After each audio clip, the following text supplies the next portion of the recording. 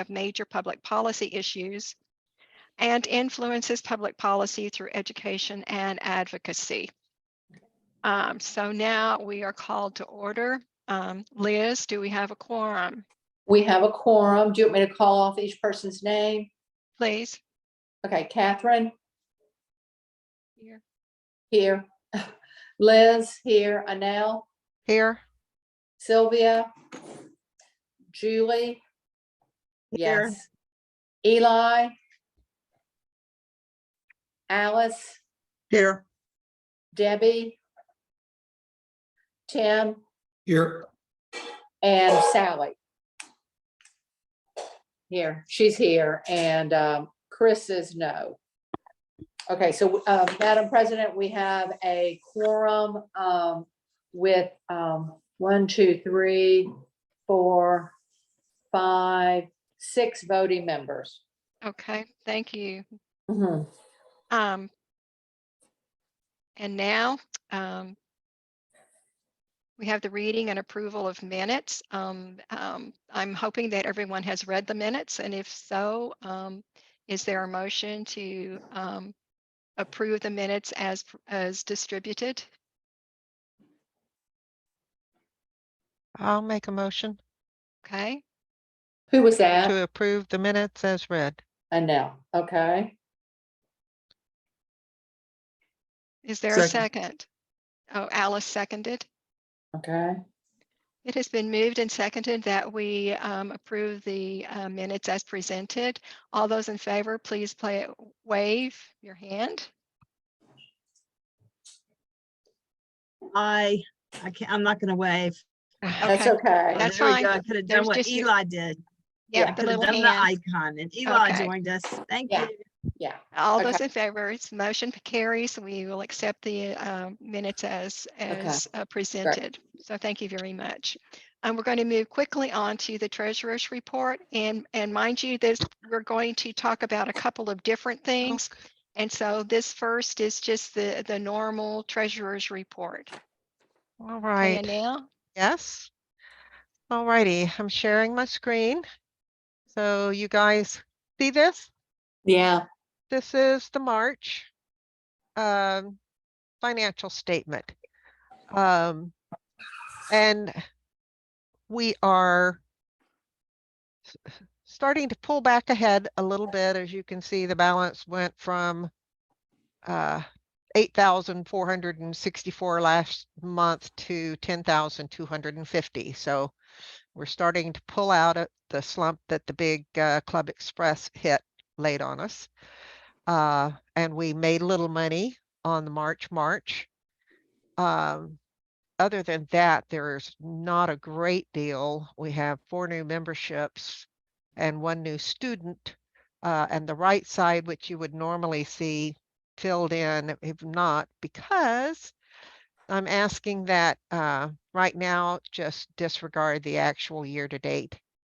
I have made some errors in the past that came to light when we were doing the budget. And so those need to be corrected, and then I will get the completed report out to you. There's not really anything outstanding unless somebody has questions. okay. Anel, Yes. it's Liz. Is the final, I'm looking, my eyesight's not great. The final balance is $10,250.30. Yes. Okay, thank you. Okay. I sent everybody a copy of the budget last night. And again, the budget, let me see if I can bring that up real quick. The budget itself that I sent you, the far right-hand column for 23-24 is probably in pretty good shape. And that's all that will go to the annual workbook. But Chris sent me a page of items to consider about that. And so some things going forward, some things from the past. So those first two columns they were for use in creating the 2023-2024 budget. So if you have that, it is a work in progress. And if you need me to bring it up, I can do that. Would you please? All righty. Because I think I printed the wrong. Did you send 2 budgets out? No, just It's on the- one. Am I- Alice, it mine- may be simple. Turn it over. No, it's nothing on the No. back. I printed this one a day or 2 ago, but did you send a new one? Yeah, she did No. last night. Okay, because my numbers are not the same as what's on the screen. Yeah. I haven't gotten anything up yet.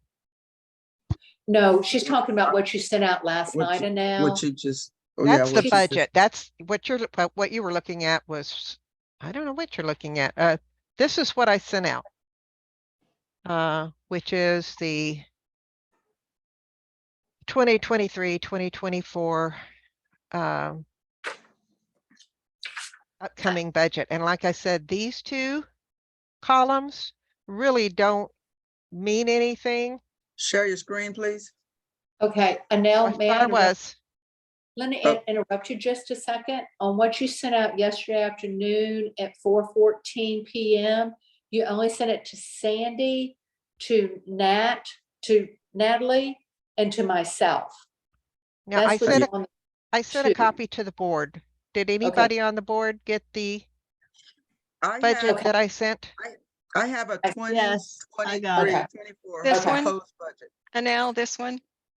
Yes. And And on I'm the gonna- front side, Okay. Okay, this is a work in Let me bring it progress. up here.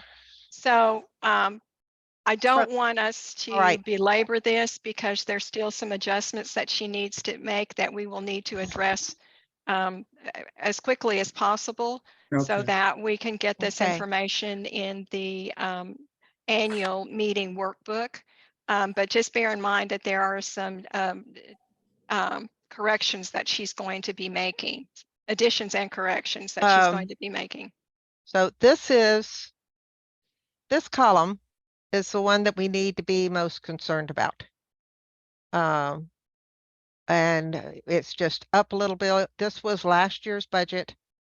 This was what we've spent up to date, which is also the problem with the March financial report. And so that this and that is what we based the new budget on.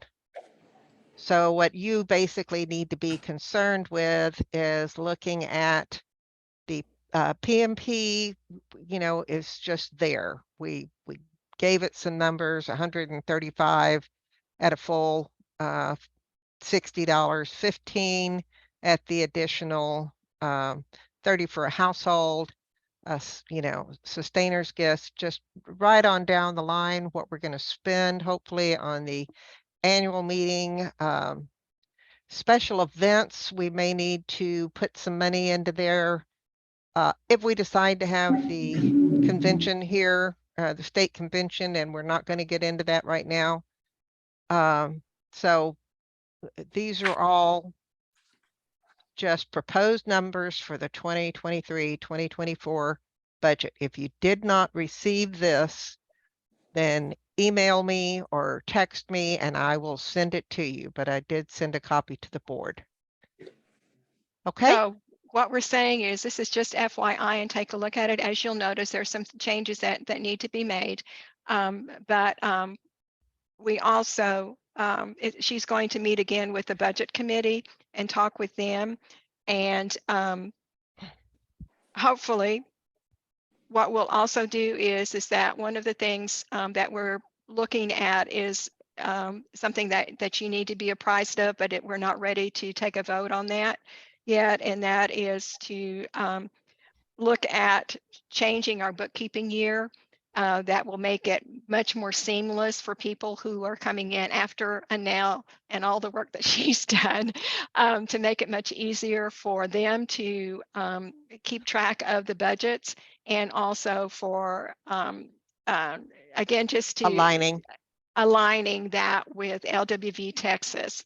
And so that's going to be coming up, and that will be something that we may have to do a called vote on, so that when we present it, the board has approved it, and we'll be presenting it at the annual meeting. So just FYI, this is a rough draft of what's coming up, and that will be an action item once she has done some more work on this. Does anyone have any questions about that?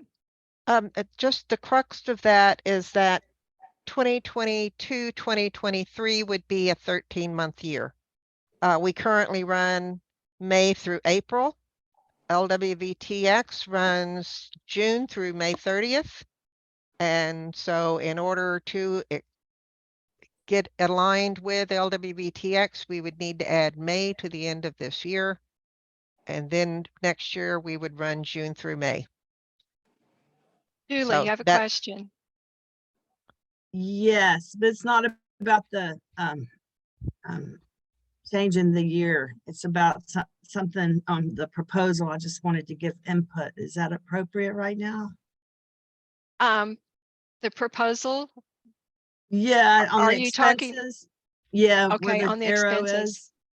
I just see Okay. that the monthly luncheons were decreased way down to 180. And monthly I think luncheons. we'll probably start meeting more in person, and I don't know, it could use at least up to 500 in case we have to pay to meet somewhere. Okay. I That's, will you know, make note of that. that's just some input. I know it's a work in progress. Everything No, else. that's great. But That's that's exactly the kind of thing I want. Luncheons. So you will be able to look at, she sent this out, check your email and go through and see if there are any other catches that you would like to bring forward to her. And then just send that, copy all of us on it and send it to Annelle as proposed changes. Okay. You want me to take this down now? Sure. All righty.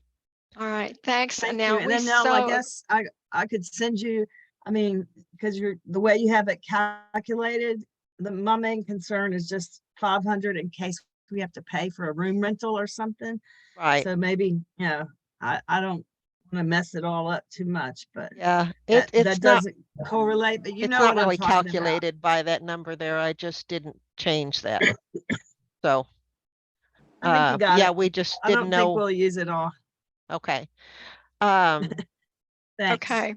And the other thing that, just very quickly, we don't want to have a lengthy discussion on this right now, although it's pertinent, but we need to really move on and get to our annual meeting program in place. But there is a discussion. Annelle did say the budget committee said they have been tossing over upping the membership fees. And so when just be thinking about that as another thing that will, as she's tweaking this and getting it ready to go to the membership, please share your thoughts on this, and then we will, as I said, we will be able to adopt this or vote on this budget to bring to our membership at the annual meeting. Thank you, Annelle. I mean, hats off to you. I appreciate everything that you do with handling this, and thank you again. It's just, we appreciate it very, very much. Okay, we're going to, on the agenda, I have vice presidents and directors reports. What I would like to do, unless someone has something burning, I would like for us to go on down to our league business, because as I said, there's so much for us to do in terms of getting ready for the annual meeting.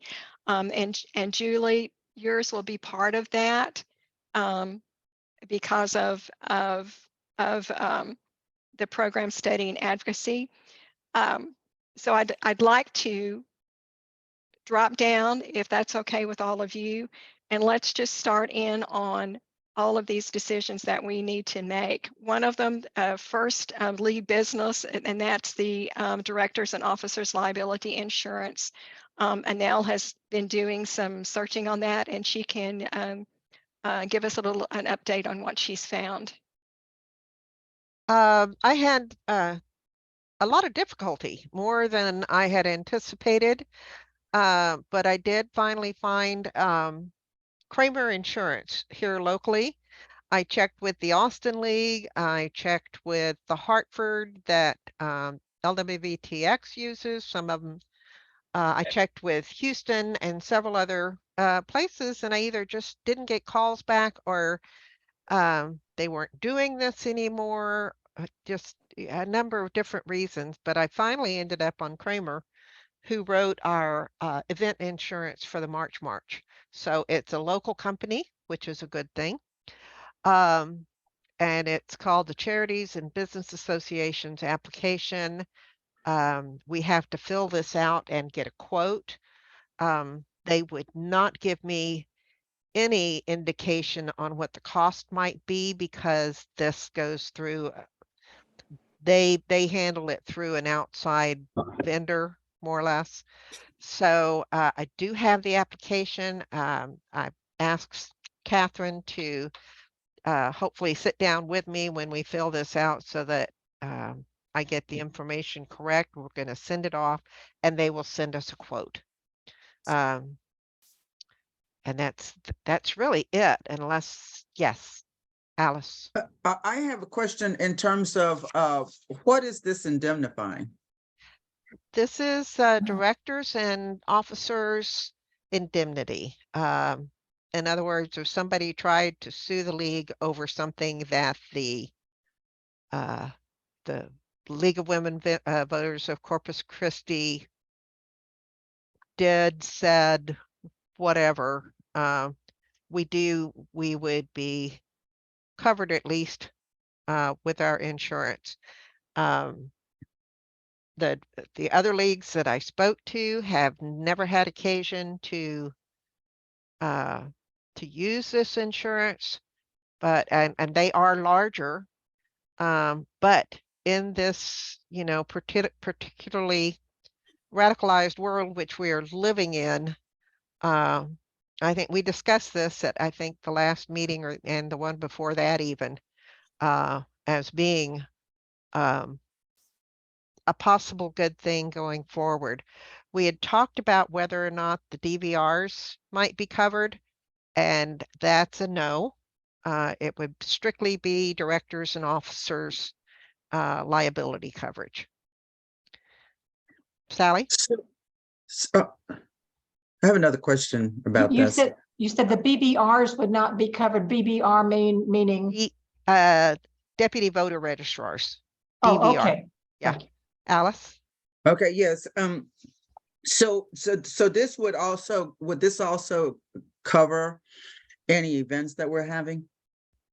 No, event insurance is, well, it would, I guess, depend on the nature of, I really don't know. These are Well- questions that I will get answered probably Okay, as, so what? as we go through the, okay, so it's abuse and molestation liability, eligibility applicable to hired and non-owned auto, we don't have car clubs, we don't have directors and officers. Do we provide services for persons under the age of 18? We don't really provide a service other than membership. May result in claim against the organization we would have had for volunteers. Yeah. Total number of employees we don't have. City areas requiring coverage, no. So, we do have a parent organization at the national and state level. We haven't had any past insurance. So we have Claims. we don't have any past claims. So I think it's going to be pretty straightforward. Well, the other question that I have too is, to what extent are we liable for any events that we sponsor? Like, say, for example, our dinners, our fundraiser, and even the March and any other events that we are sponsoring or putting on. What But how are we responsible or liable for anything that happens? I know that probably the restaurants probably have some type of insurance that the covers. the March we do get event insurance on that. It is a single day event, so I think it cost us $400 last year, $200 this year. And that's mainly liability for injuries or, if someone were to get hurt during the course of the event. We, to my knowledge, have not covered things like the annual dinner, Women's Equality Day, those types of events. So primarily our March event, I want to address that because are we that's a coalition, right? That's Yes. Yes. Okay. So are they sharing any of that $400? It's all paid for out of the event income. So okay, so whatever the event income produces, that's how we pay. Yes. Okay. Okay. Any other questions for Anel? Okay, well, she's going to be, she and I are going to be going over the document and submitting the application to see if they accept that application, and we will keep you posted on that. So check your email. That I think is going to be really important for us going forward as we continue to grow and more visible. Julie? Yeah, first off, thank y'all. And I was reading over the that plan, the US plan. And they mentioned that one of the benefits of implementing the plan at some point in the future was going to be insurance, because it's so it's not equitable right now. Some people have it and some don't, and so it's a good conversation that we're having. But until then, I really appreciate y'all checking into it. And I guess it would be annual, and maybe at one point that comes from maybe dues, or the US has a plan for it. We won't have to use Kramer, although it's local. But I strongly agree on that question. Yes. Good points, Julie. Are there any other questions or thoughts on this? So if you're comfortable with this, Anel, as you said, we're going to continue to look into this, and she has the form, and we will get this in motion after we bring it back to you from what we've heard. And so thank you again for hearing us out on this. Sally, I want to go ahead and drop down to you. Do you have any updates for us that we need to be aware of? Yes, I do. The nominating committee presentation has two subjects today. The first is completion of the slate for nominated officers, and the second is the 3 candidates for the next nominating committee that includes the 2024 nominating chair. And all 3 of those are drawn from the general membership. Last month, we reported adjustments to the process that, of course, will have membership vote on officers' positions at the 2023 annual meeting in May. The last report explained that the nominating committee was awaiting responses from Brittany Young, a prospect for media communications director, and that the committee was in communication with Sandy Sturba-Boatwright for treasurer. Since then, the committee has completed those conversations, confirming the nomination acceptances and voting to add Young and Sturba-Boatwright to the slate of nominees. Ms. Sturba-Boatwright's accepting the nomination coincides with the board's resolve in March, that was last month, to take all research steps necessary to secure directors and officers liability insurance. And with those steps completed, a slate for the 5 required board officers became complete. Therefore, the officer slate is nominee for president, Alice Hawkins, nominee for treasurer, Sandy Sturba Boatwright, nominee for voter services vice president, Alexandra Alex Fluke.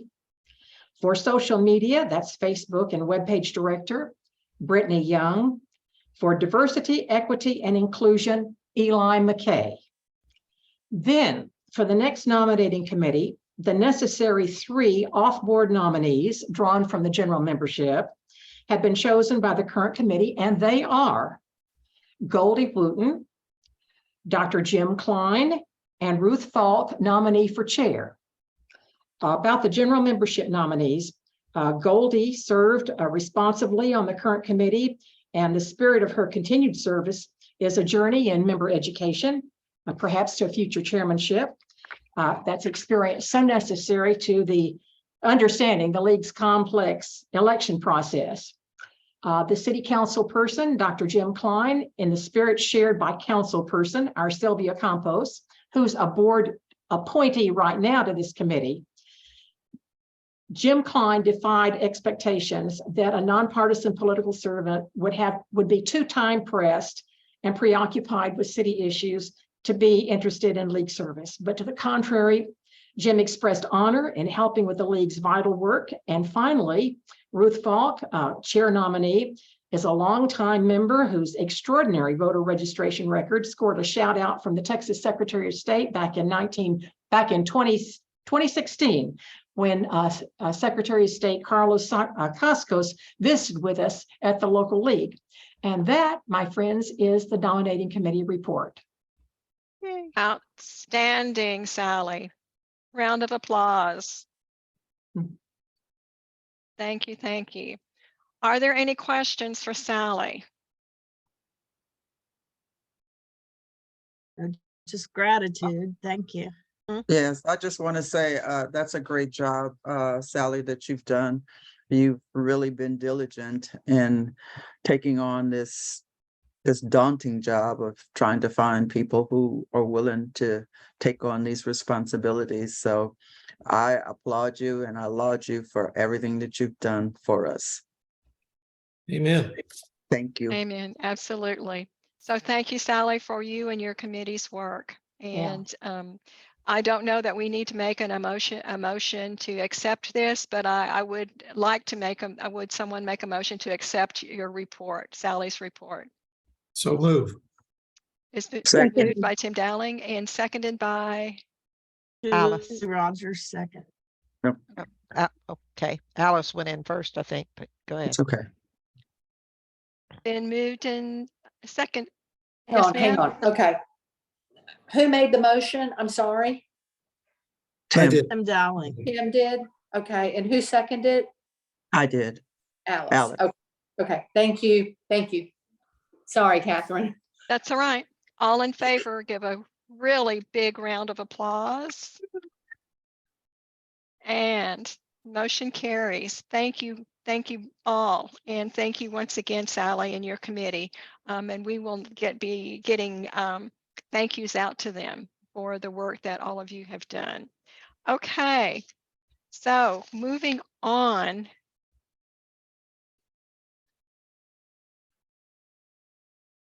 The next thing that I want to do is, if we don't mind, is to skip to the annual meeting planning.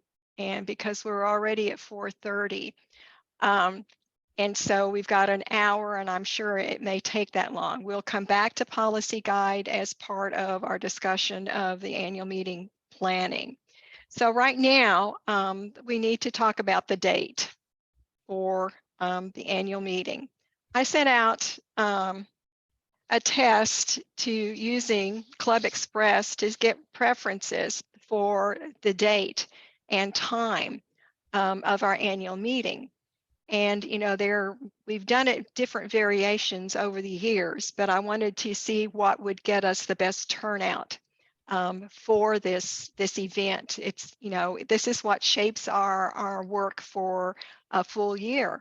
And so we need to impress upon our membership that this is an important function and that their contribution to this, their participation as this is critical to who we are as an organization. So I sent this out, and it was by Club Express, and because I know that there are many people who are not yet comfortable doing Club Express. But again, I want to try to, if this is a baby step, then it's a baby step, and to get people accustomed to this. And so the summary was basically choose one of 3 days, a Thursday, Saturday, or Friday, and choose an evening or a noon. And I did get responses from 25 people about their preferences. And the reason that I wanted to get a preference is in hopes that we wouldn't have to scramble to get a quorum. As you may or may not know, in order to conduct our annual meeting, we have to have 1/5 of our membership present at the annual meeting for us to conduct business. Now, that doesn't seem like a hard number to reach. But if you've been tuning into Second Saturdays, when you've been tuning into some of the other events, that regular events, you'll notice that our participation has dropped. And that's a concern to me, and I suspect that it would be a concern for all of you as well. And so this was kind of a test to see if we would get a response from this survey. And we did, not nearly as much based on the fact that we have 150 members and we only got 25 responses. It's important to bear that in mind as we move forward. So the turnout, the results from those 25 people are that the majority of them preferred a Thursday, and the majority of them preferred noon.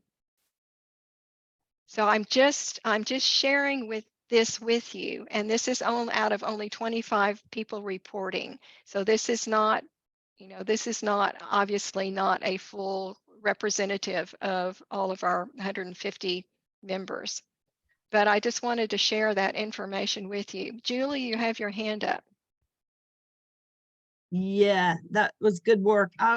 Though, really, can you walk us through how many members? It's not like friends of the league. It's the full dues paying members, and that is that Right. 130. Can you walk us through the numbers? So we need to have 27 people there. Is that correct? 30. With 150 members, we need 30. Oh, we have 150. Yeah, that was the latest when I looked up this afternoon. There were 150. Of I think- straight up dues paying $65. Right. Active, Okay. And the active student, members. okay, students, they are not in that number, and friends is not in the number, but because it doesn't, they can come, but we need 30 full dues paying members. Right. Okay. And I that's, think that's good for right now, everybody that's floating right now. And Um, yes, ma'am.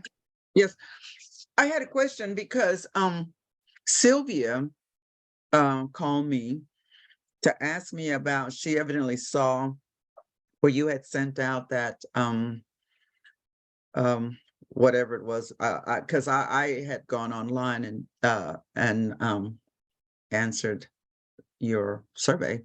Mhm. But I think that a lot of people are still struggling with having to go to Club Express. Sure. And- Yeah, I agree. And she called to ask me what that was all about. And I explained to her that you were trying to find out how many people were, well, actually, when was the best time that they wanted to have this event. And so what she told me, that she's not working. So I think that, I don't think she had a preference, but what her issue was that she doesn't have a ride. I have picked her up on several occasions and given her a ride to events. And so, I mean, I'm willing to do that for this event as well. But we probably, I mean, I don't understand why people aren't responding. I know that we have a lot of people that are still working and they're busy, but I think it's the Club Express that's so daunting for them to get on that Club Express and log in. I think if they could just pull up the website and, you know, look at it, and they could answer some kind of a question without logging in, I think that there we might have a better turnout for those who, you know, are not responding. But it And wasn't a I don't Club disagree Express. with that in many ways, but the invitation to participate came out through a regular email. Email, right, right. And so there was, once you clicked on that, you did have to have your ID number in order to Yes, log in to vote. And yes. so that, you know, I don't even know, and I wish I knew how many people actually clicked through and then were stymied by that they didn't know their number, that their membership number. So that's a question I didn't get answered. Liz? I'm one of those ones who clicked through and didn't have my membership number, couldn't find it, and I had a dickens of a time. Matter of fact, I didn't even bother to fill out the survey until you sent it out, I think the day before, saying only a few people had done it, and I pursued it further, but it was hard. It was hard getting into Club Express, and I'm a registered member, and it was hard, but I figured out, I did it, but anyway, it was hard. Right, it is. And I think that there are things that can be done to help address these issues. But I just wanted to do it as a test drive, so to speak, to see, you know, what kind of response. And so it's still going to, we're still going to have to do some things in the way that we've done it before. But I'm, you know, if we don't try, Mhm.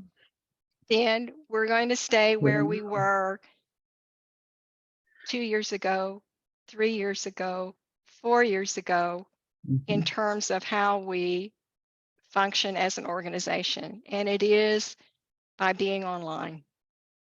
And I don't, you know, Catherine, I don't have a problem with that.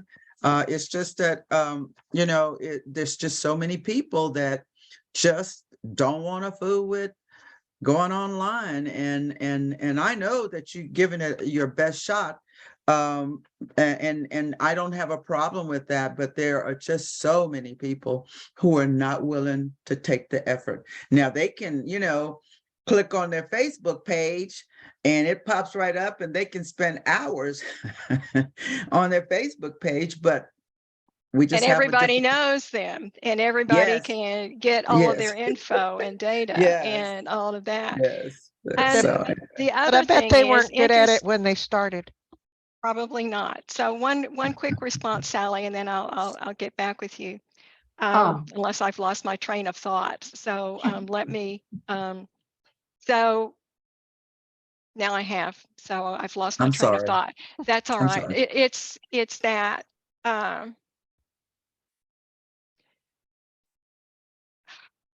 We need to try, and that's what we we need to need to try. push. We need Yes. to try.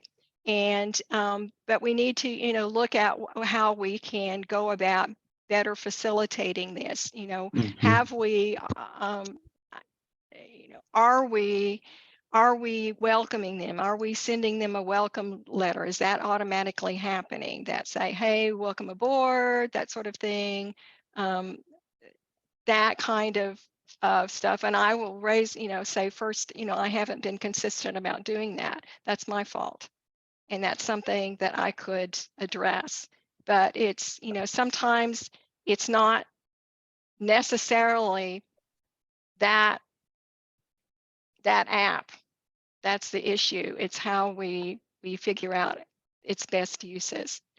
Mhm. Okay, I think Sally had her hand up.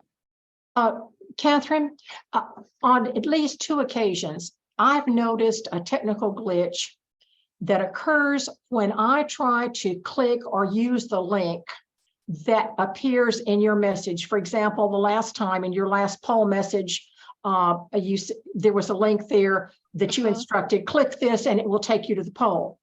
The first time I tried that click, Catherine, it led nowhere. And so I was just really puzzled. But the second time I tried it, it worked. So it might be that some people who received your message and then went sideways the first time they clicked it, if they got discouraged at that point, maybe they didn't go back the second time. And that's not your fault. That's something that's within the system.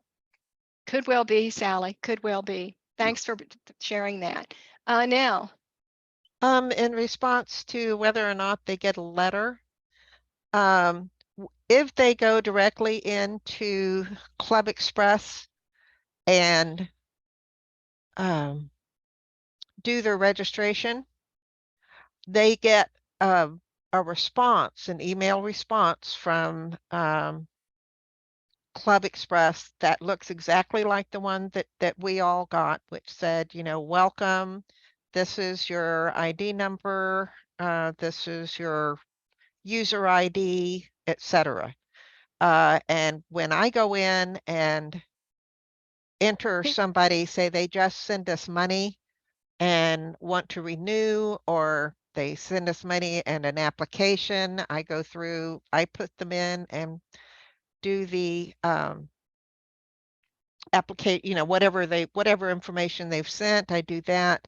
And when I post the payment, it's says, you know, okay, do you want us to notify the member? Sender. And it's kind of an automatic thing, says yes, it's already the option there, and it sends them that same letter. So whether I put the information in or they register themselves, they get it's not a welcome letter from, you know, the president or the league. It's a letter from Club Express indicating that Well, that's something. It's been done. Thank you for that information. So I'm just bringing this to your attention a little bit of why I elected to do that. And so I know this is not an issue that we can solve here in the next 1.5 months. So we need to get through to the end of this league year, but I just wanted to let you know that it is of how I started down this and why I did what I did with this move. So that brings us back to, we need to define, when are we going to, what's the date and the time that we're going to hold our annual meeting? We need to get that established so that we can get it out on the calendar. And so it's Thursday, there were the largest number, and noon was the largest number. And this is for May, right? This is for May. So the third Thursday, which would be our regular meeting, is May 18th. Right. Okay. Well, I think if you got at least 25 responses, and say you extracted that as a percentage, I think that we should go with that. The only question that I have is, will we have enough time in that meeting, at a noontime meeting, to take care of our business? And are you saying no? I think there's not enough time. And that's my concern, and if we really want quite a few people to come, we've got to set it such that those people that would be willing to come, that if we have it at noon, that we have to be sure we can do all our business. Otherwise, then we would have to go to the next thing, which would be an evening meeting, because I just don't believe that there is any way we can conduct all of that business. And you're saying, no, we can't. So that just kind of shores up my thoughts. So I guess maybe Thursday would be the day, and maybe we could elect to do it at 5 o'clock, 5:30, or 6 o'clock. Okay. I would even, sorry, I would even move it up to 6:30 or 7 so that people who are working can get there. But I believe that uh, the greatest number of attendees would be in the evening. I If agree I too. remember looking at your responses, it wasn't that big a margin uh, for, the difference between lunch There and dinner. wasn't. Yeah, No, there was not a huge margin. yeah. Right, good point. Liz, you've got your hand up. You had your hand up. Unmute, please. How long did the annual meeting take last year in May? I don't remember the annual meeting. I remember the other meeting, the one we had in August. So how long did we take? It was about 2 hours, wasn't it? Hmm. It Yeah. was. Yes, and we Yeah. also have to have someone there to swear in the incoming officers. Did we have a speaker too, or was it just We straight? did not. lunch? It was just Okay. straight. It was evening. I remember it was at Eras last year. Yeah. Mhm. And so, the things that we have to do are is adopt the rules for the annual meeting, approval of the Okay. minutes of the 77th annual meeting, presentation of the financial report, presentation of the proposed budget, new budget, proposed amendments to the bylaws, proposed program for 2023-24, Ooh. report of the nominating committee, election of officers, installation of officers, and closing remarks. No, there's no way we can do it at lunch. Not No. unless we start at 11 and finish at 1. No, and nobody Not gonna would work. come because they have to And- work. And Yeah. we would, half of the audience that would probably come because they're accustomed to coming and spending an hour there and being able to go back to their jobs. And that's Right. yeah, Right. that was the other issue. Well, I Yeah. want to ask a question in Can I time. just, can you hold that thought? Because Julie's had Yes. her hand up for a while. Oh, I'm sorry, I'm Julie. sorry. Go Julie? ahead. All right, well, what I was gonna say, I think is one thing has already been said. The poll was worthy. Yeah, we have to keep trying to push people to the Club Express. But it doesn't mean that we have the results that mandate we have a day meeting by any Right. means. So I really don't think there's the business part, but there's also, I think a really important thing to consider is who of the officers can come in the day. And we've met, someone's just mentioned the person that's going to swear them in, which was Judge Haslett last time.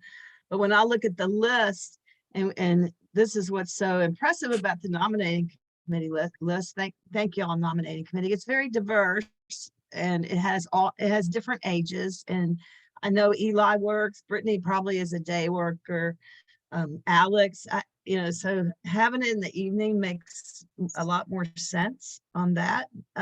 The only other thing I want to say as we move toward a location is just to mention when we have that discussion that we think about the price of the meals because with such a diverse list as that. I think some people were challenged with the how much it cost to eat at Ara's, even though it was a nice meal. Not everyone can afford that. So I don't know. But That's it all. could Thank be, you. and I think that's a good point, and I've thought about that, Julie. One of the things, and I may be skipping around here, but so I don't lose this thought. It doesn't have to be a meal. It could be just nibbles. And much like we might have if you were doing it in the morning, much like we did for Julie, you did, and thank you so much for these last membership meetings that you've put together. And so it doesn't have to be, I think, a full-blown meal. It's just enough to nibble. Yeah, except for the 2 hours. I don't know everyone's health condition, but they can have plates and nibbles. It's just I agree with you. And people like nibbles. You could have like a tapas type situation, but The last somehow annual meeting that I remember was at Del Mar, when what is now the Regents meeting area, when that was open. They had it there, and we had like a buffet out in the Mhm. front where you could fix a plate of whatever, just, Mhm. not a full-blown Mhm. meal. No, that's nice. And I know that space is not available to us, I don't think, but anyway, No. just, we have done it before where we don't have a full-blown meal. Liz?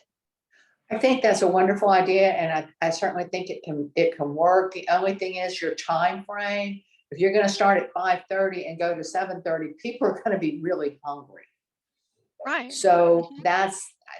that's one thing that, when you're just doing out nibbles and appetizers, and then you're not including it as a meal, Mhm. I don't know. I don't know. I don't see how you're gonna get around a price, because appetizers, you're still having to do in for labor, the cost of labor, the cost of ingredients and everything else. I don't think you're gonna save that much, honestly. Well, it wasn't about savings, it was about timing, I Well, think. also too, but you were talking about the cost. I thought Julie was talking about the cost of the meal as being prohibited for Right. people coming. And honestly, John. I don't think there's gonna be that big of a difference between serving appetizers and snacks and serving a meal, because you still have the ingredient, the service, the seats, everything like that still comes into play.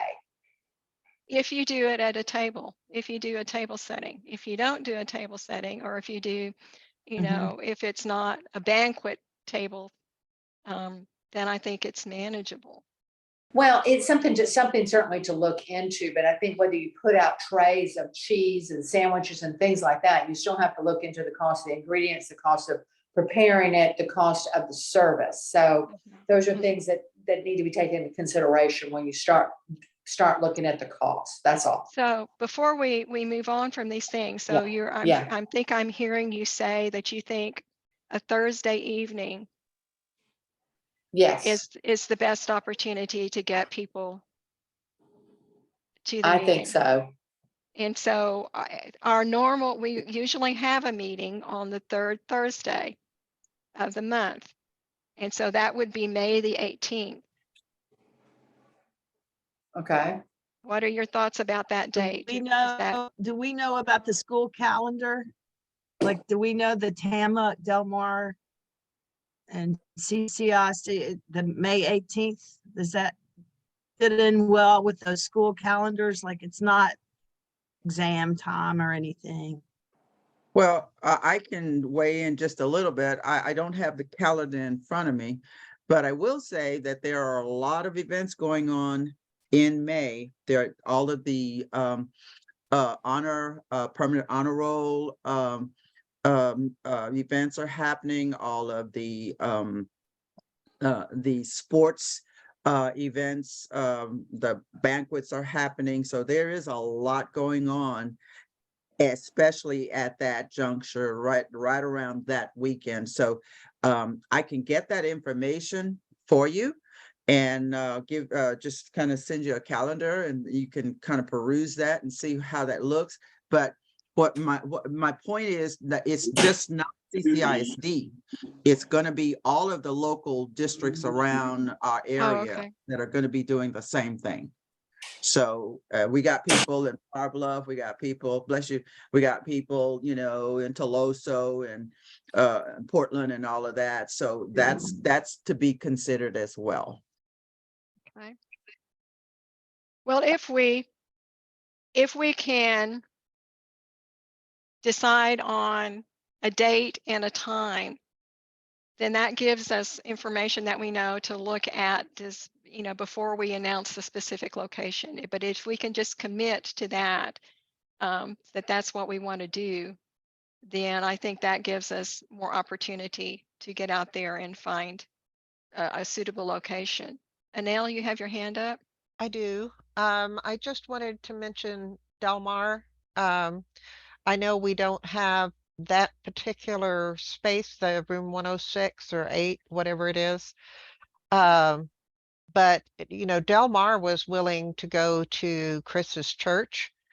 Really, really reasonable. So if we could get a venue that won't charge us, we could get a very reasonable meal, or That's a good idea. spread through Del Mar. I think that's a They good. love working with us, and they'll give us a good deal. What about if we push it up further into, earlier into May, like May 11th?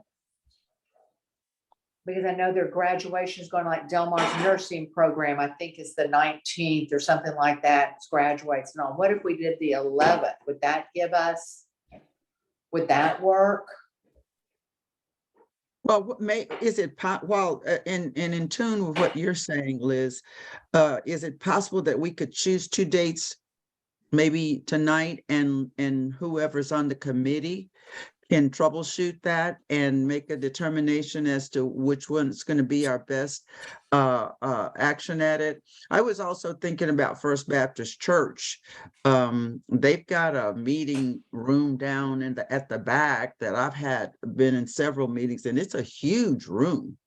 And it's accommodating also for catering and all of that. So I mean, that's just an idea of another location that we maybe could pursue. Well, when we say committee, we're talking about Us. The board. the board. This is our responsibility. Okay. Okay. Just to clarify here. Okay. So I'm clear. Okay. So your thoughts are well taken. Yeah, this is Julie.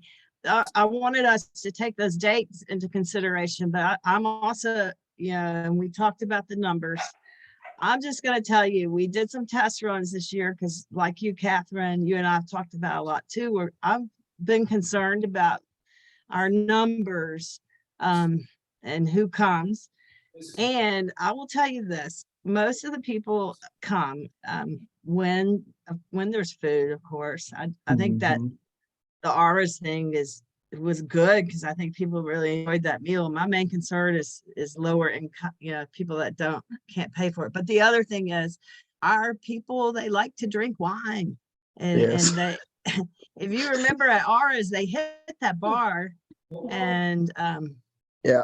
you're not going to have that at church. I don't know if people are like, oh, I want to go to the annual meeting at the church. I'm not trying to be anti-religious, but I don't think it's an attractive venue for our membership. It's kind of just not what I've noticed. If it was a 1 hour lunch meeting, it might be different, but a 2 hour meeting on a weeknight, that's why they love that bingo thing. Whenever we have our mixer is when we get some of the most people.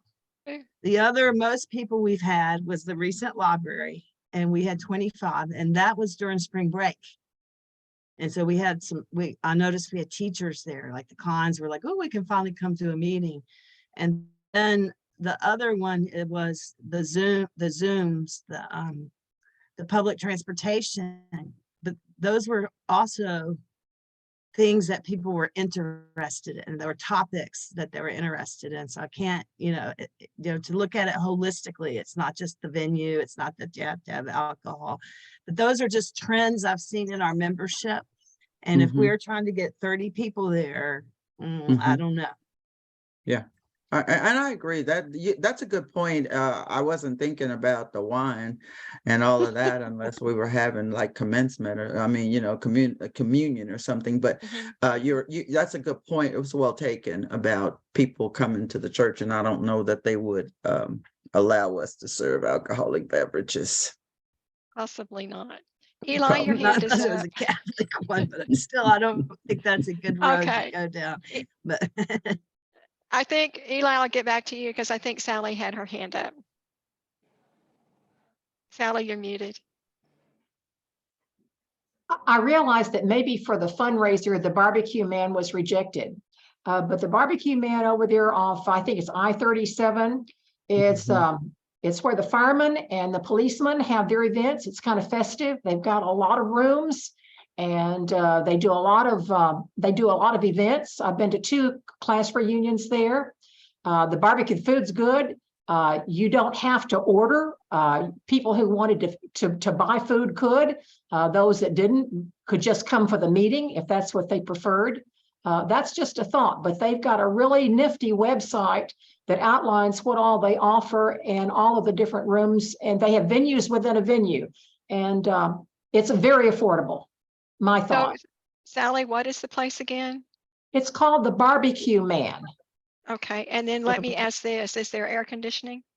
Oh, yes, they have all of their meeting rooms inside are air conditioned, but they're also they're famous for their patio cantina. So if in the spring or the fall you want to have an event outside, the patio cantina is available too.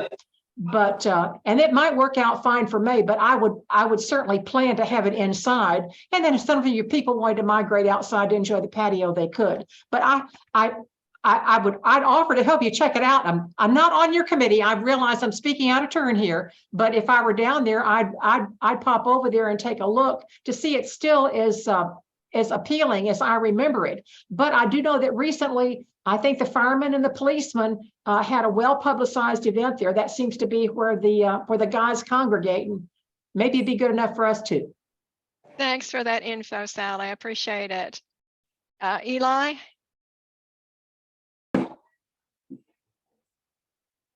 Yeah, I just wanted to give my input, and I'm in agreement with Julie. I think having an event like that at a church is inappropriate for folks in the membership who are agnostic, like myself. I would not attend that meeting. So I think that we should think outside the box to somewhere that would be a little bit more comfortable and a little more inclusive space to everyone. Good points, Eli. I just have to say, from a personal note, I need air conditioning. Yeah, I'm looking at their website. It looks very nice. What is that you're looking at? The Barbecue Man website. You want me to Okay. share it? You want me to share my screen? People might really enjoy that. I Yeah, like this share it. idea too of the pay, get whatever you want. And then you don't have Okay. to worry about setting up all the, And I'm certain going to meals. interrupt y'all for just a second. Yeah. The Texas Tribune has just published the Texas House vote. They approved a banned amendment. They've approved an amendment banning the use of state We lost funds. you. We Am I lost back you. there? Okay, can you hear me? Yes. Okay. State representatives just approved an amendment banning the use of state funds in school voucher programs. Yay. So this is on the Texas Tribune. That's good. Yay. Bravo, So that's all really of good. you who Yeah. Right. That's Right. what we flooded Yeah. our legislators in making this Yes. happen. Thank you. Thank you, Lord. Yes, yeah, so the House voted 86-52, so this must be the chain, 86-52 for the amendment against school vouchers after an unsuccessful effort by Republican leadership to table it. So this was just, and the amendment was brought forth by Abel Herrera, Yep. our representative for us. All So anyway, I just right. thought I'd share that. It's at Texas Tribune. Okay, just saying, call Abel's office and say thank you. Yes. After this, after Okay, or, well, let's get, no, yes, after yes. this meeting, after this meeting. It was just too important. It's breaking news. It literally just came through now. Thank I you. got it, That is such good news to hear and Yes. heart lifting, I have to tell you. Well, Okay. hopefully maybe they'll give It us more money. works. It Anyway, I'm works. sorry. I'll be quiet. Okay, so this is interesting. I do think I'm like you, Sally. I'd like to go. This is a lovely photo. Don't know when it was taken. I think it would be good to do if we think this might be an attractive and also kind of quirky place for I've been the there. league. yeah, It is I- quirky. it's fun. well, Yeah. that's fine. I'm quirky. Well, Yeah, that's right. it's quirky like, and- that's what Brittany liked. It's not your grandmother's league anymore. It There you looks go. quirky. There Well, you go. The only difficulty, and I know I'm being the naysayer, the only difficulty is that because of the freeway construction around it, trying to get to it and get off and get around to it. Where is it? So that's something we would definitely Off of need to Interstate scope out. 37. And what? That's a long stretch. Well, it's out there. It's out on off of Leopard. Yeah. Upriver Navigation and Yeah. Upriver Road. I see Yeah, that Yeah. right here. Yeah. It can be problematic getting to it. Yeah. Well, by and with May, the- it may be better. That's what I'm thinking. No, no, If we're doing it from like 5 No. to 7 or 5:30 to 7:30, it's early enough in the day you can still get in and out. And maybe when we select, if we should select that place, we include a map. You know, Sure. the best way to get there. But anyway, okay. I'm sorry. Okay, I'll be well, quiet. that's a good place. I can go. Anybody want to ride out there with me to check it out? I'll just- go. Okay, we'll, Just give me a okay, call. okay, and L2, so the three of us can go check it out and we'll report back. Is there another? Let's get a couple of options here because we're running out of time to secure a place.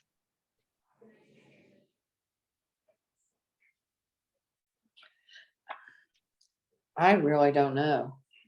Location, location, location. Well, Oh. if we can't figure out one now, if somebody can come up with something and let Catherine and Anel know, then they can check it out when they're looking at the barbecue man. Okay. That might Yeah. work. Okay. Yeah. We can make a Um, field day of it. And we could also look at tapas as tapas, eras as Okay. for like a tapas menu or a small buffet, Finger food. finger food. Yeah, Okay. to bring the cost down. Okay. All right. Well, We can do that. I'd Yeah. like to interject. It has already been said. Oh, I'm sorry. That's all right. I was just gonna Go ahead. finish my thought. I'm Is sorry. that I'm sorry. if we do something like that, booking people for meals in advance is a pain in the butt. Yeah. Because they wait until the last minute, even though you give them deadlines. And I mean, I like the idea of them being able to order, when they get there and come sit down or whatever. I agree. But- I think that's an excellent idea. And I think the me. barbecue man, that's what you can do. Isn't that correct, Sally? Well, Yes, look, okay. You Okay. can sit, drink, because when I went to a meeting about 7 years ago at the barbecue man, it was like, if you want to eat, fine. If you don't, I just came to sit and listen to the presentation. So I think the barbecue man would be a good idea. Okay. Okay. And All and right. Silverado, they have those meeting room Do. as well. Yeah, Yeah, that is a good idea. Yeah, Mhm. that's central. I That's was- very Yeah, I central. was there All right. last week, and it will hold at least 40 to 45, 50 people. What is this place, Alice? The Silverado, right there on McArdle and Weber. Weber. Yeah, they Mhm. do Right have, across yeah, from and you Popeyes. don't have to eat it there either. Okay, Right, Silverado. yeah. I You was can there go for the in, Democratic Order your Diva. food. Yes. Don't Yes. have a bar. No, they don't. Hey, this Well, is I Julie. don't drink soy It's soda. not so Julie? much the bar that worries me on this one. I feel I like the Silverado, but I try to avoid thinking about meeting there because it's associated with the Democratic Divas. No, which is fine, but we're nonpartisan, and I don't want people to go, oh, that Well, you see, the league is all Democrat. They're meeting at the same place as Democratic Divas, but that's all. That's just something that Well, pops into my head when I think about that place. I hadn't even thought of Well, that. Can I have I will tell you too, that the Republican party, Nueces County Republican Party meets there regularly. So, I Okay, mean, that's they good to know. both meet See, I there. don't Okay. know that. Well, I get the emails. I'm on their mailing list. And the Okay. Silverado is the place, but I'm not pushing the Silverado. It's just a thought. Yeah, But yeah. Okay. All right. So I think we've got a good start. Are we saying May the 18th, 5:30 Oh. to 7:30? No? I'd go, I'm sorry, I think May 11th will work better. The closer you get to the end of May, the more difficult it's gonna be. I think May 11th would be a good date. That gives us Doesn't give us much time. 1, Doesn't give us 2, much time. 3, 4, 5 weeks. Is that right? Get everything 1, settled and 2, get the annual 3, workbooks printed. 4, 5. Why don't we That's- look at the 18th? Okay. If Alice will follow through with that and see what kind of I'll check the calendar.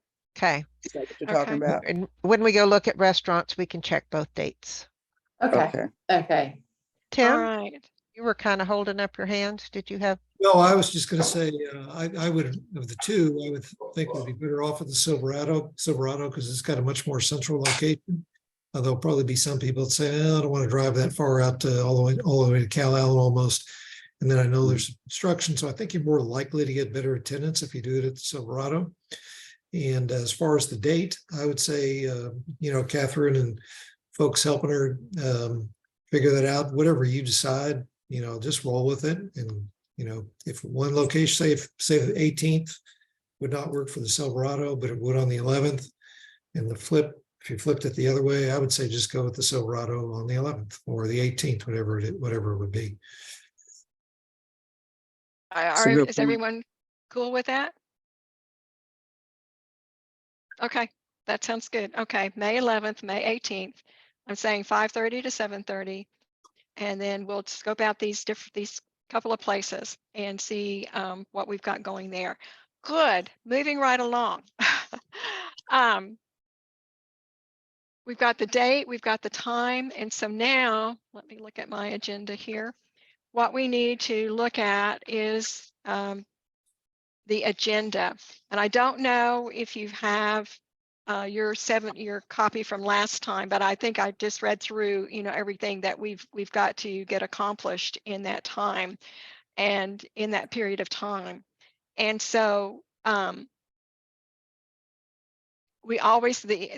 from the agenda that we have, there are always the proposed rules for the annual meeting. They're the same. We use the same ones every year, so that's not an issue. There will be the approval of minutes that we will need to disseminate to our members from the last year's the 76th annual meeting. We need to get that out to them. And then also the financial report for the upcoming year, the 2023-2024 financial report. And so I know that Annelle is working on this as is the committee with her. And so that the proposed budget, which leads me to the next thing on what we've done, our bylaws. And I don't believe we have any bylaws amendments at this time. Is that correct? Well, we had. Not that's bylaws. policy. I'm saying Okay, bylaws. not bylaws. I'm Nope. just talking about bylaws right now. Okay. And so we've not had a bylaws. Unless we Any- adopt a new fee. Okay. That's in the bylaws, isn't it? A new membership fee. I don't think so. I don't think we've No? stated that. I don't Okay. think we've stated in the bylaws All right. the fee.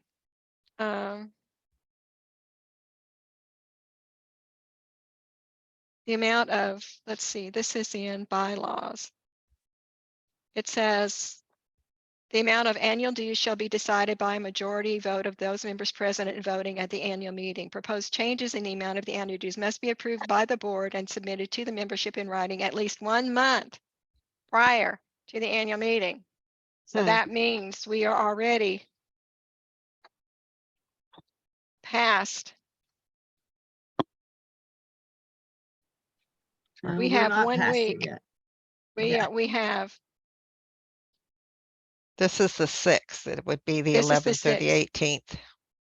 Right. It would be for April. We would have to get them to them a week from today, which is the 13th. And then that depends on, if we have it on the 18th, we have a little more wiggle room to get it out. So this is all kind of a domino effect here. So. Well, no matter what, too, we're gonna have to have some kind of special voting form and send it out, right? We'll have to notify them. Yeah. You have to notify them. They vote on it at the meeting. Right. No, I They vote on- understand. They have to do the program too, but I'm saying the board has to vote on it first. Right. Yes. Right. So. Christmas. So Annelle, do you want to talk about what you've talked about to me? in terms of the dues? We essentially just looking at the fact that even at 100 members, just to simplify the math, and we make $6 per member, that is $60 a year that we make off membership. If we were to raise it to just a simple 65 or 70, you know, and leave it at that with no special incentive, then, or we could look at, you know, say raising it to $75 and new members get a sash, you know, or go with a sustaining, asking more people to make a sustaining membership and they would get a sash. I was thinking about in my April treasurer's report in the voter, seeing if, or just anywhere in the voter, seeing if Chris can put in a box or something that says, you know, pushing, helping, pleading with people to, more people to make a sustaining membership because of the fact that we do get that additional $40. Those are just some thoughts. I don't think we would have to make any incentives if we just moved it up to 65 or 70. And people who can't afford that can still do the $30 friendship, friend of the league. So that's my thoughts on it. Okay, Alice had her hand up. Yes, I just had a question on that. Is it a flat fee that we send to them, or, okay, so if we raised our membership rates, we wouldn't necessarily, that wouldn't affect what we send to the state, right? No, Right. Okay. we set, the US gets $32 per member. The state gets $22, and it doesn't make any difference what we charge. Okay. Austin So charges, Austin's membership fee is $100 per person. And my sister can't afford to renew. So well, that gets to be kind of cumbersome when you are involved in multiple organizations. I know yes, yes, right now 5 organizations, and it as every year when the time comes around, I'm gritting my teeth and thinking, well, should I renew this or not?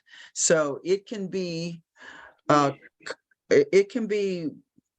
on some people who are on fixed incomes and who have multiple organizations that they participate in. that's another reason we could not incentivize, but make more well known the friend of the league. That's $30, and state and US don't get any of it. So, and the only difference between a friend of a league and an individual member is that they don't have voting privileges. And you know, how many of our members, you know, like we said, we'll be lucky to get 50 at the annual meeting, and that's when they're going to vote. I think we also should push more about the sustaining.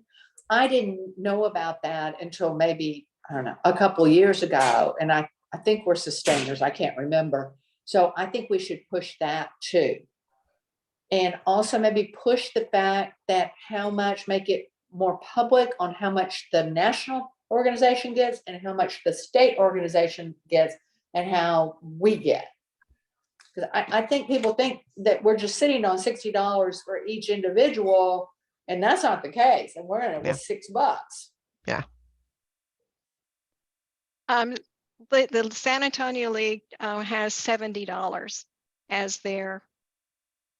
How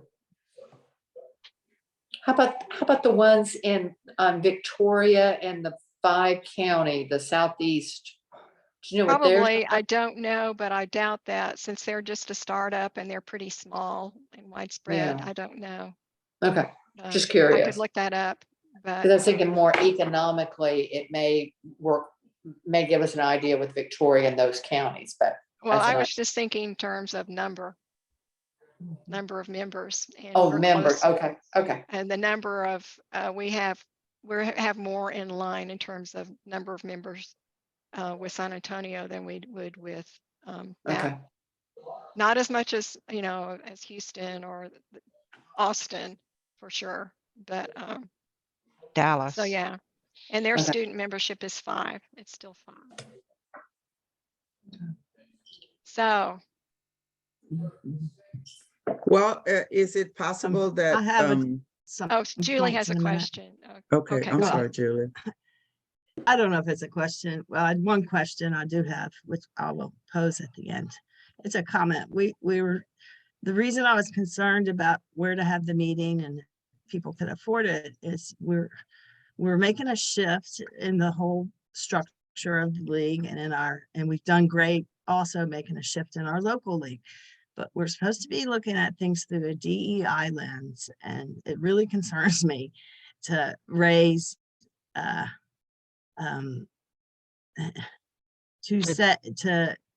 raise dues and say you could be a friend of the league. That kind of makes them a second class citizen. And so historically, no, that's how it feels. I'm just laying it out. To me, it's not the fairest thing. And if you read what we're transitioning to nationally ultimately, and it's to build a more diverse league, it's a sliding scale. And so I'm not proposing that we do a sliding scale right now. What I wonder is, why do we have to do anything except for to promote, like you said, the sustaining memberships, or we've had people put into scholarships if to help people pay for things until we transition to a different due structure, which ultimately my understanding is it's going to happen when you read what Catherine's been sending us. So we're kind of like making a move that doesn't need to be quite made yet. And the reason I say that too is when I look at the budget, which you've done a good job on, and you have the proposed budget, what do we need more money for? Other than, you're right, most of our money goes to the state and to the US. And that's why I've been talking about we need to connect people to those things, because that's what they're paying their dues for. They're really not paying their dues for the local league, which is fine. We're a volunteer grassroots run organization, but the dues are going to resources that we aren't using quite yet. And so I think that there's a way that we have to explain that to our membership. Anyway, I don't see a need to raise dues right now. So someone has to help me understand that. I think you've brought up a good point, Julie, in terms of if you're looking at what's coming down from LWVUS, in terms of that we are essentially, I mean, this is really making it very broad and general, but that's really the direction it seems like LWV is going, is that the separation between local and state and US is not as pronounced as it has been in this new way of looking at and revitalizing the league. And so I take your comments, Julie, to heart, because one of the things, it's not clear yet to me, even after reading all these documents, of what that change is going to be like and how it will impact our membership and our, what goes to whom and what. So I think that's still very up and out there. Yes, ma'am. And I was going over some of that of that paperwork that you sent. Is it my understanding that now they're going to change the flow of things, or trying to, or proposing to, instead of us feeding up, they're going to feed down? Is that what am I clear in my reading? Yes? I don't No? know. I don't know that it's exactly that. Well, that's what the flow chart said, and you know, Yeah, speak 1,000 words for me. this Uh, is true. And yes, I think that's true, but I'm not sure. I'm not sure how that is going to the devil is in the detail. happen. It's in the details, exactly. Okay. And so I'm just not. So I Okay. think um,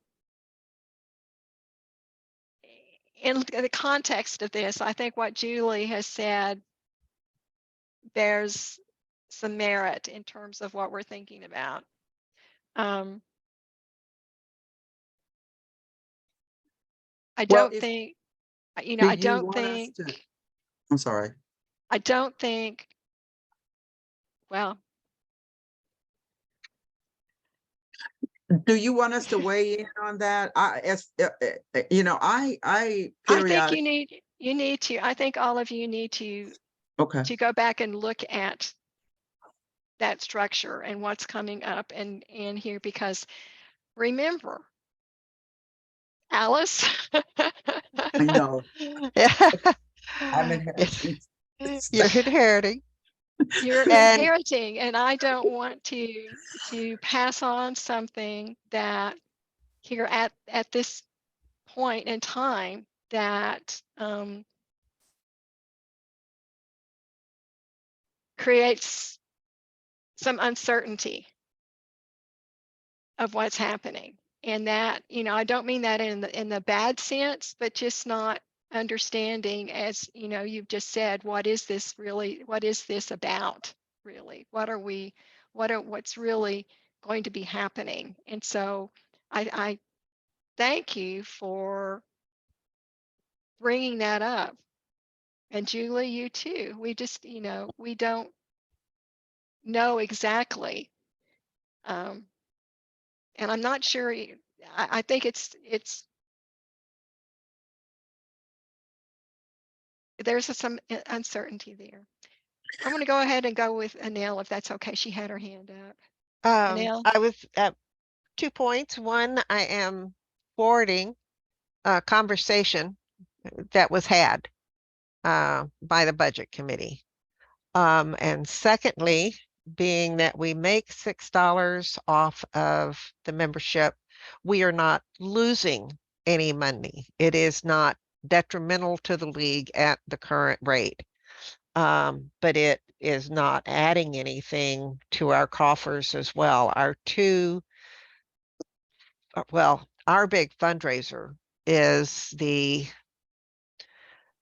Women's Equality Day.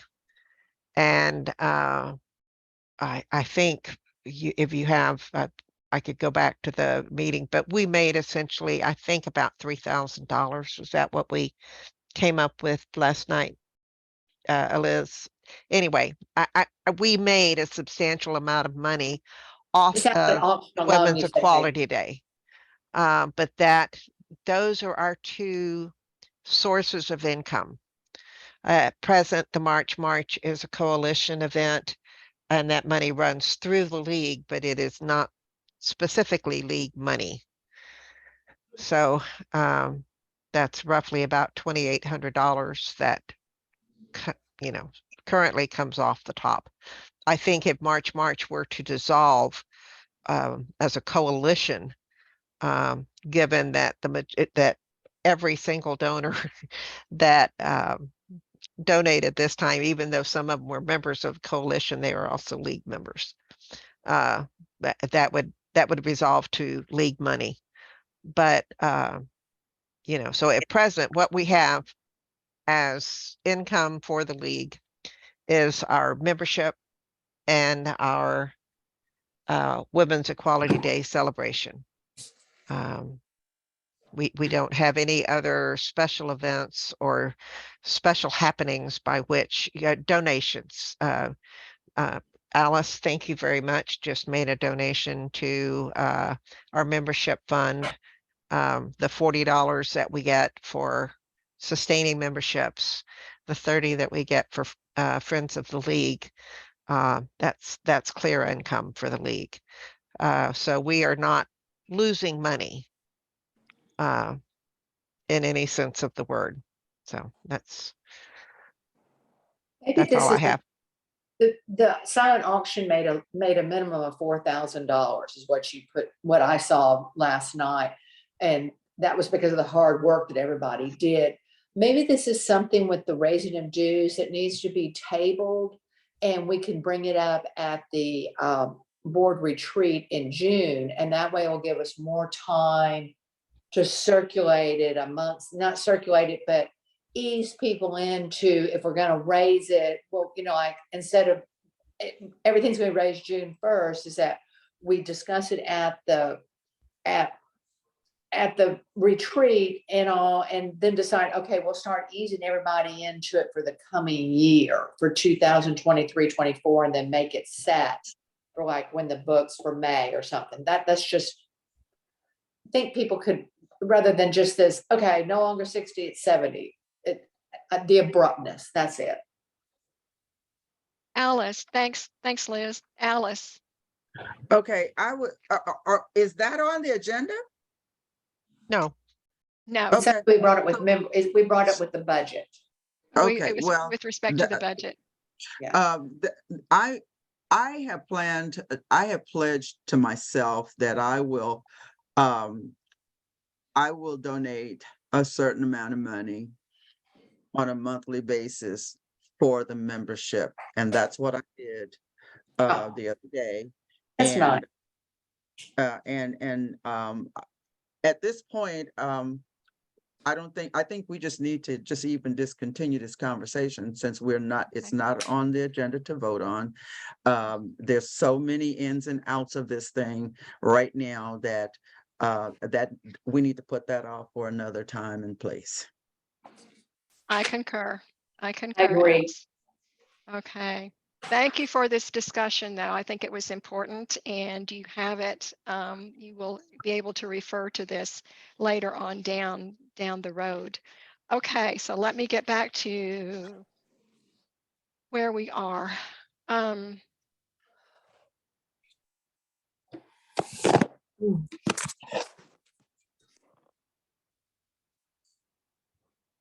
We need to get to how are we doing on time? Not good. No, we're not doing any very much good on time. Yeah, okay. Well, we have, I really do, if we can skip around and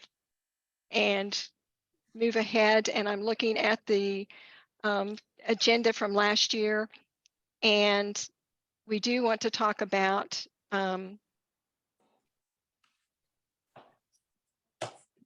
nope, I want to go ahead. I want to go to Julie.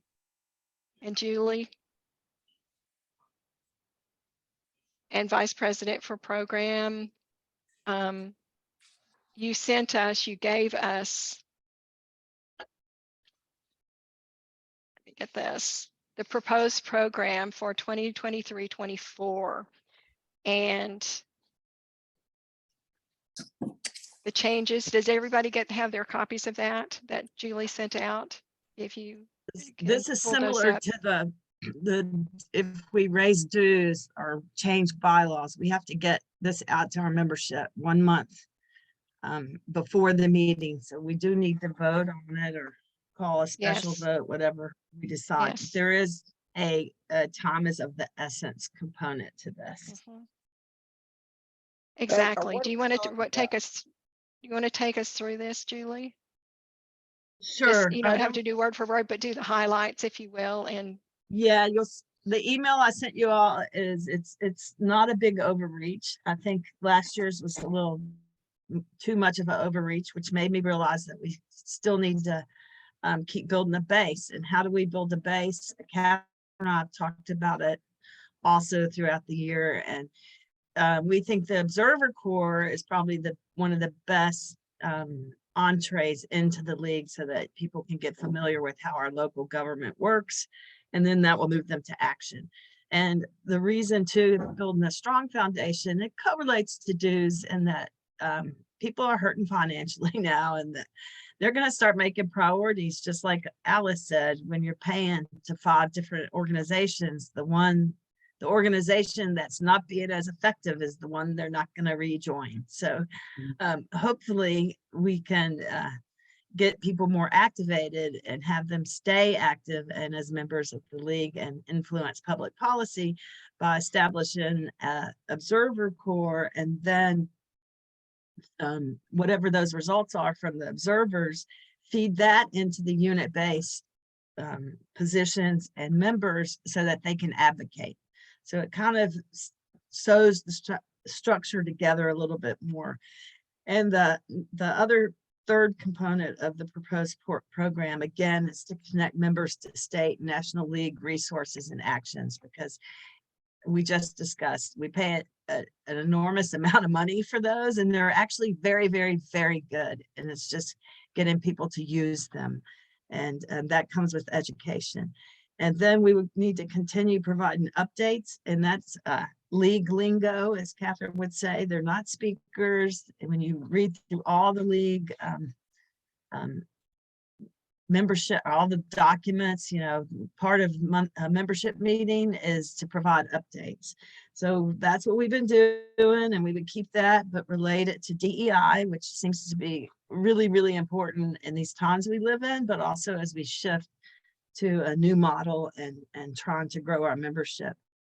And then the local league, Texas and US, what I like to ask members to do would be to continue that. Yes, you could we can provide an update. Hopefully you will help find that update and book the person, but it needs to relate to a position so that we can keep, or the DEI lens, so that we can keep educating people on why we do the things we do. And it's position based, and you know, our positions go through a rigorous process, which is why it's so important to use them. And then the last proposal is, we've been under a review of our positions for the last couple of years, and I would like to knock some of those off based on the updates we had at our membership meetings, that being on the convention and tourism and public transportation, and then input I've gotten from members, and either during the meetings or after, and then also from the speakers themselves. And so that would be it, except for the 7th thing is that leaves us with 1, 2, 3, 4, 5 more position reviews that we need to finish off by the next, by next year. And we either don't adopt or amend or whatever. What we've learned from the state is when we tell them that we're reviewing and updating our positions, they're excited about it. They're like, yay, we're glad people are doing it because you're supposed to. And the main thing that we learned at the convention is they said, if they're good positions, you know, you maintain the essence and meaning of them and update it. And I thought that was the best way to explain what we're trying to do. And so with that in mind, if you look at the proposed updated position on the public transportation system, I've put it in your paperwork. I highlighted the yellow. So it's the summary that we've been putting out there. What we've discovered over the years is in our historical archives, we have beautiful documents with the history and explanation of our positions. We publish the summary in our workbook, and that makes it easier for people to to advocate using something that they can wrap their head around. But we have all the information there. And so what I've done is update the summary and then add explanation and update to the historical documents. Does that make sense so far? Mm-hmm. Okay, so on the position statement summary, What I'm proposing is it's basically the same. Remember, essence and meaning and update. The other one hasn't been updated for 40 years, and a lot of things have changed in our economy and our way of life since then. And they did a great job with the first position. And we actually got a system. When you look at the history, we didn't really have a public transportation system. Well, we have that now. But what we're lacking is infrastructure. And so what I'm proposing is that we add and a summary to bring us up to date. And then the next yellow highlight you'll see, it still continues the meaning and essence, and it captures our DEI lens that public transportation should be accessible and transparent and include healthy, safe, and efficient transportation alternatives to automotive and other motorized local travel. Because transportation is more, I think we all might all agree on this, than cars and buses. And so it adds the bike lanes because a lot that's good for people who can't drive, who prefer to do it for our environment, or it could be economic reasons. And so then you could go, if you want, to the local public, the government transportation position, and it's updated in explanation April 2023.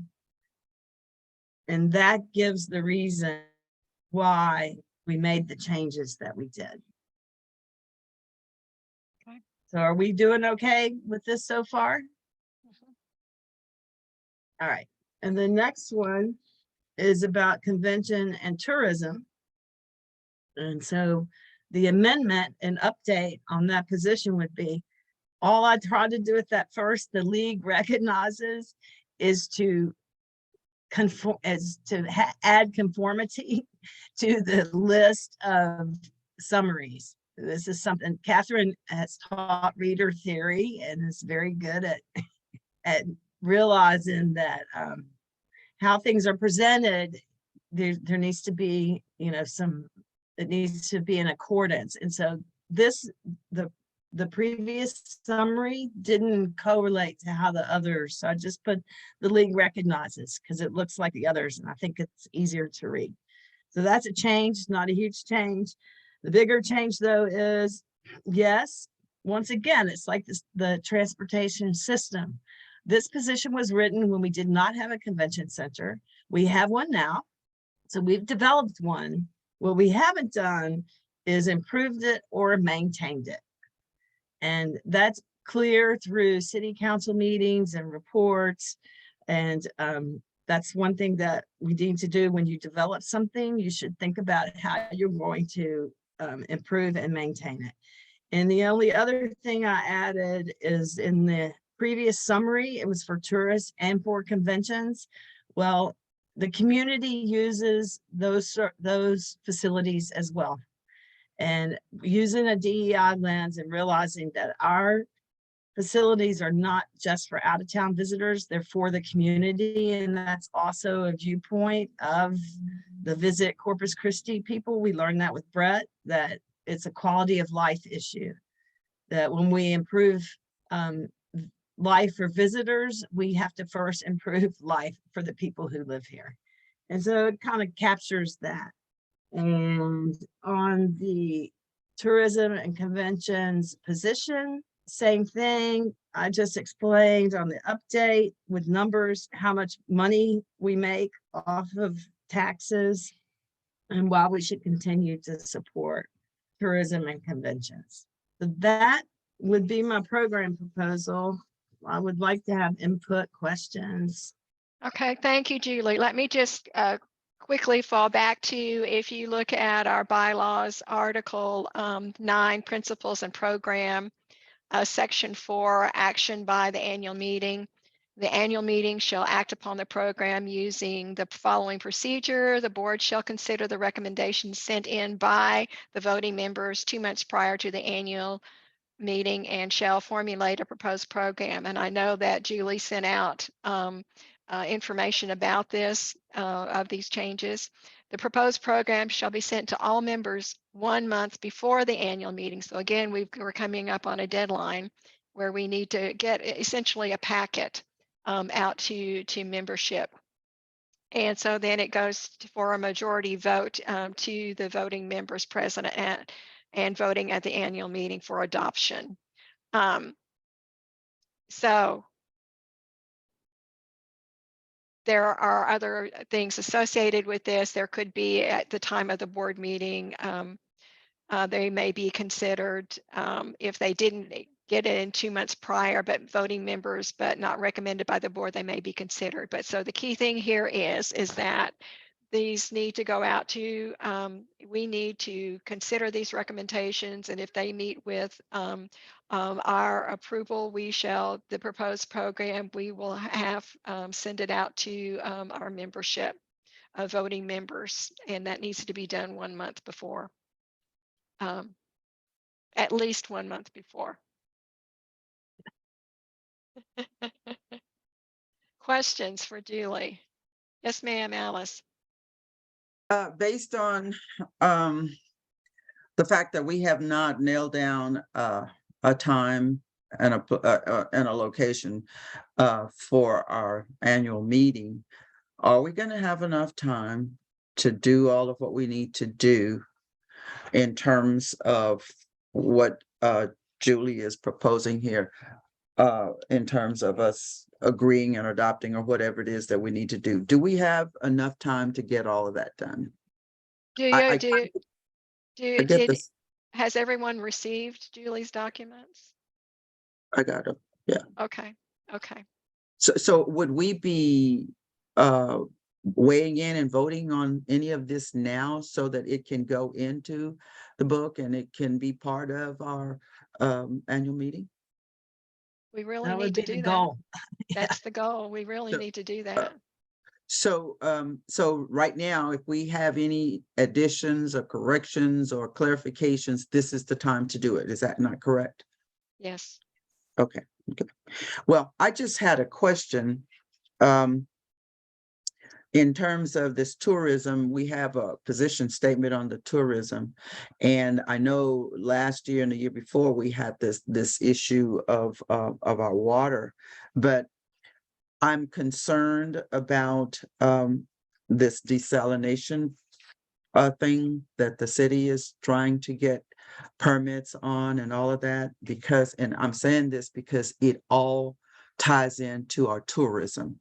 And if they start dumping thousands and thousands of pounds of salt into our bays and estuaries and into the channel, because they're proposing that I understand that the port now will be taking on eminent domain for the Hillcrest area, and they are going to, sounds to me like they're going to force the few people that are left out there, they're going to force them out, and they're wanting to put that desal plant there in Hillcrest.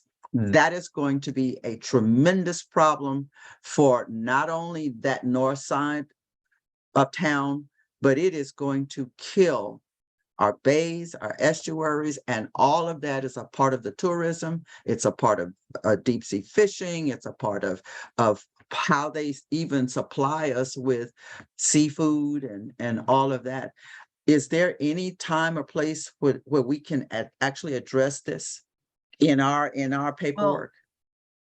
That is a very good question. In my opinion, it's addressed, and with the changes it will be, in that we continually say in our natural resources statements that it's to improve the quality of life, and that we have to protect our most valuable assets. And even like on the one we changed last year, is the bay is our most unique and vital asset. We say that in our position statement. Do I hear members saying that? Do I hear people at the city council saying that? No, I don't. And that's why people think we aren't doing anything about it. And that's why we have to like build a stronger foundation and have an observer corps or something that moves people to action. Because again, that's why people aren't going to join our organization if we aren't doing something they believe in. But we hear that all the time from our membership, but it's in there, Alice. I think the big part is what I've learned over the years is that what's missing, it's like Catherine was saying with our communication and trying to move people to Club Express. If we keep seeing that people aren't doing it, whether they move to Club Express or whether they don't advocate using our positions, what that means is that on our end, we have to help them learn to do it.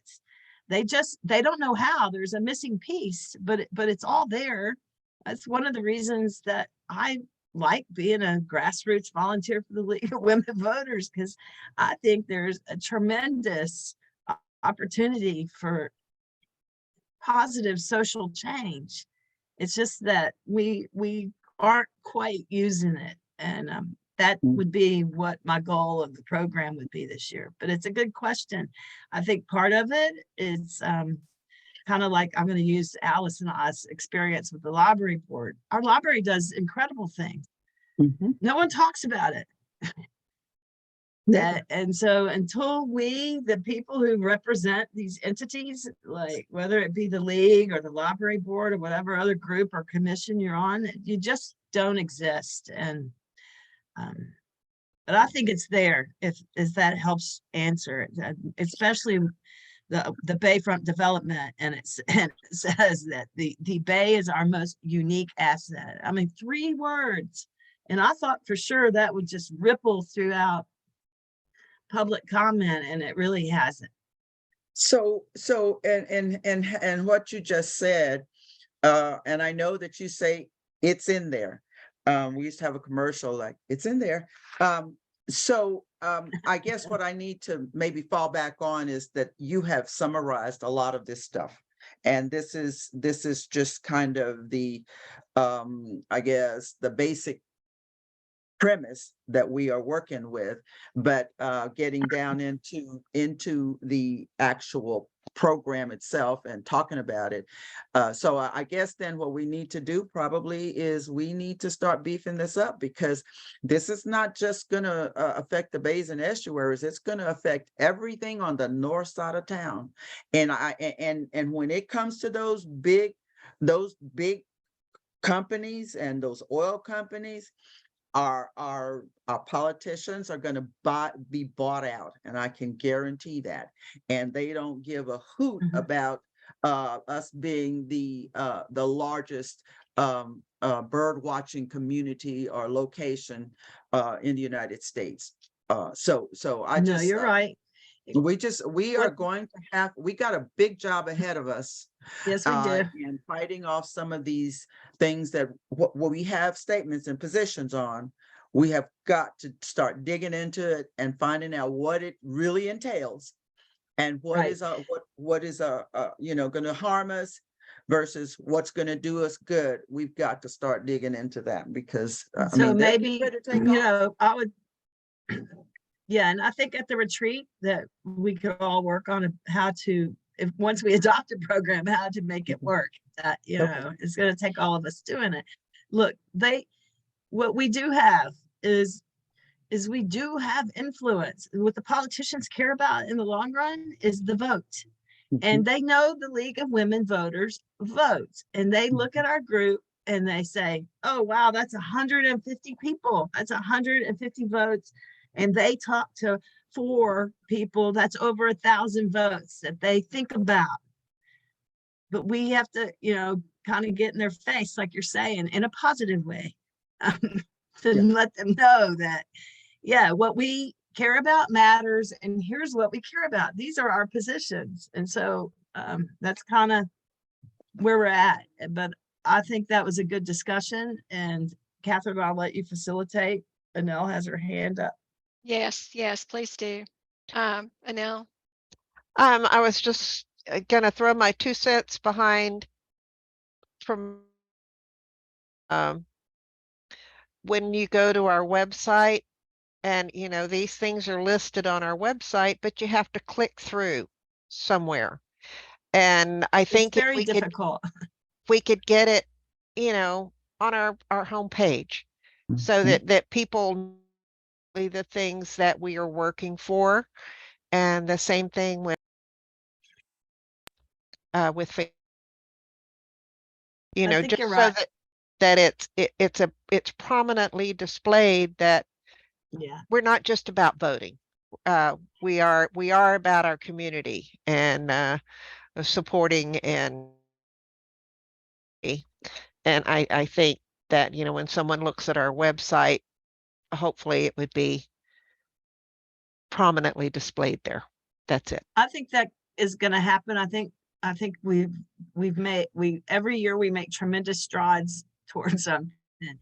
And Debbie has done everything she can to get that website started and to get it where it is. I think with Brittany taking it over, you know, she'll have a different approach toward it. So I could see it getting up to date just because that's what happens when there's change.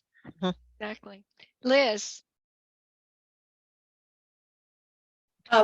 We're approaching the 6 o'clock hour, okay, then we and we need really to, need to. thank you for the reminder.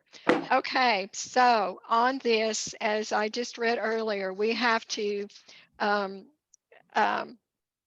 formulate, adopt the plan that Julie has put together for us for program for this coming year. And so at this point, because we do need to get these things moved out, is there a motion? I'll make a motion to adopt the plan for 23-24 that Julie has as Julie has presented it. Is there a second? Second. Alice, thank you. Who Okay, it has been seconded? I'm sorry. Alice. Alice. Thank you. It has been moved and seconded that we put forth to the membership at the annual meeting the proposed program for 2023 by Julie Rogers. All those in favor, please wave mightily. Okay. The motion passes. Thank you. Thank you so much, Julie, for the work that you have done on Thank this. y'all. It was a tremendous project, and we appreciate your diligence in staying up with this. It's not an easy task, so we appreciate that. Let me look very quickly at my agenda. So we have pretty much the agenda is set forth in I just need, if you have a suggestion for someone just quickly to do the installation of officers. As you noted, Judge Hassett did it last time around. Is there someone that you would like for me to communicate with to do the installation of officers this time around? What about Judge Watts? But we just had her at our Women's Equality Day, didn't we? Yeah, I know. That's why she does a great job. I know. She likes these things. She likes Yeah. these things. Yeah. So she'll be probably an easy yes unless she has a schedule conflict. Okay. Just Well, in case, is there a well, second? Is there a? Yeah, Anna Klein, She's good too.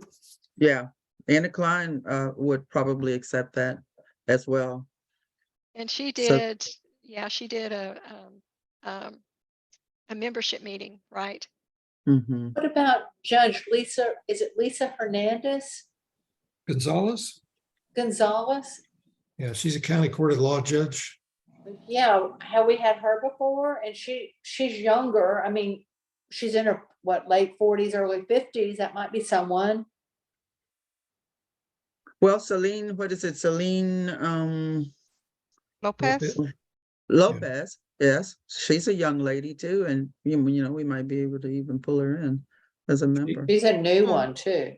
Yeah. She replaced Judge Watts. Oh, okay.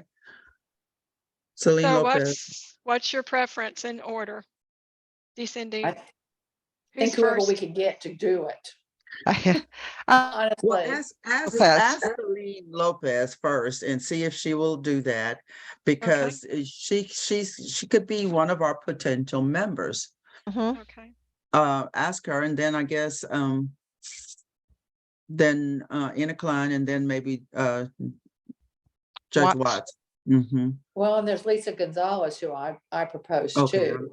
Okay, Okay. So we Okay, got I've got four. those down. Okay, Okay. that sounds good. I would will- go with the youngest and the newest first. Yes, me too. Okay, Give them that some sounds good. exposure. Yeah. That sounds very good. Okay, I just wanted to share with you briefly before I know it's time to go and let you go on, but just a reminder from Chris that she was not able to be here, but she does need your input for the voter coming up. And so she wants those, and now I've lost that page somewhere. She wants them by the 12th, I believe, no later than the 12th. Anything that you have for the voter, she would appreciate it greatly if you would get that in a timely fashion to her. Any other questions that are here before we call this a day? Catherine, not a Concerns? question, Tim? Catherine, not a question, but I do want to share some information with you. I've been working with a bunch of groups online since I came back to town on March the 20th. And you probably know that our Texas legislature is being very aggressive about attacking election laws in a lot of ways. And probably one that hits closest to home is there's been a bill passed to ban countywide voting. So we would have to go back to going to a single place to vote. And I'm going to be going down to the commissioners on Wednesday and the city council on Tuesday and asking them to contact folks to tell them to cut that out, not do it. But there's even a more dangerous, really be a fundamental upending of the way we govern ourselves. And the Texas legislature is basically saying for 6 broad, very statutory codes that we have, that if you want to deal with anything in those codes as a county or a city, you can't do it.